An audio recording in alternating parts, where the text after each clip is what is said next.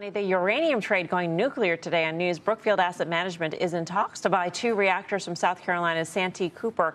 Shares of Centrus, Oklo, Uranium Energy, and others all seeing outsized gains. You've been long in this trade for a very long time, Tim. What do you make of this action? I think it's interesting. It goes to show that there are assets changing hands. It's certainly putting more valuations in the space. We know the government is committed to build out. We also know there are very limited assets, so the ways to play it. And there are a handful. Those names are up there. I continue to say that Cameco is very, very expensive and has been volatile and is going higher. And there's the URA, if you want to just own the ETF that actually plays the space. But there's no question that this week when we saw gold pull back, we saw uranium pull back. But they're two different drivers, even though it is a similar group of investors. So I continue to like uranium, and I expect we're all going to need a lot more uranium going forward. Yeah, these 2 reactors that are at the center of the deal, they were partially built and abandoned in 2017. So the notion that Brookfield wants to go back in and continue the construction of this, I mean, that really speaks volumes as to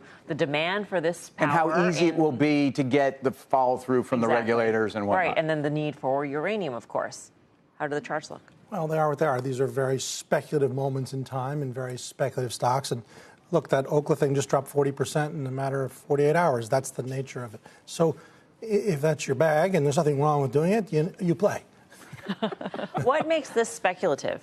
I mean, you can lay out the case that this is not speculative anymore. That maybe at one point it was speculative, but it's now not speculative in terms of, you know, the Trump administration is behind nuclear power. There is a real need for power at this point to power AI.